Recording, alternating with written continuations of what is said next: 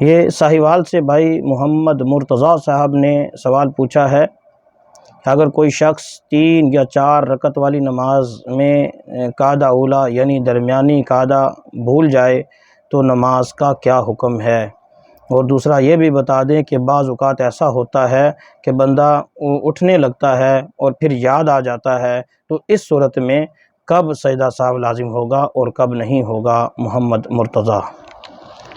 اس مسئلے کو 2 حصوں میں تقسیم کرتے ہیں۔ پہلا مسئلہ یہ کہ اگر کوئی قعدہ اولیٰ جو ہے، جہاں درمیان میں 2 رکعت کے بعد ہم تشہد پڑھتے ہیں، اتحیات پڑھتے ہیں، اس کو قعدہ اولیٰ کہتے ہیں۔ اگر کوئی قعدہ اولیٰ بھول گیا اور اگلی رکعت کے لیے، تیسری کے لیے کھڑا ہو گیا تو اس پر سجدہ سہو لازم ہے۔ یہ سجدہ سہو کرے گا اور اس کی نماز پوری ہو جائے گی۔ اگر سجدہ سہو نہ کیا تو نماز واجب الادا ہوگی۔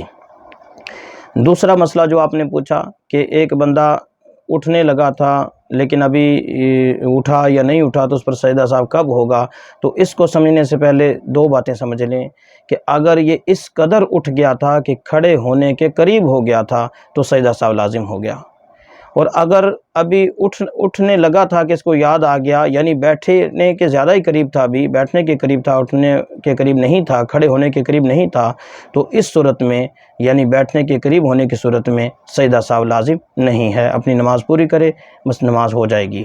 اور اس کو سمجھنے کے لیے ہم یہ بھی کہہ سکتے ہیں کہ جب اٹھنے لگے تو اتنا اٹھ جائے کہ یہ جو گھٹنے کے پیچھے جو جوڑ ہے یہ کھل جائے، تو یہ سمجھا جائے گا کہ یہ کھڑے ہونے کے قریب ہو گیا، لہٰذا سجدہ سہو کے لزوم کا حکم دیا جائے گا، سجدہ سہو کے وجوب کا کہا جائے گا کہ سجدہ سہو واجب ہے۔ اور اگر ابھی یہ جو گھٹنے کے پیچھے جوڑ ہے یہ نہیں کھلا تھا تو یہ سمجھا جائے گا کہ یہ ابھی بیٹھنے کے زیادہ قریب تھا، لہٰذا سجدہ سہو واجب نہیں ہوگا۔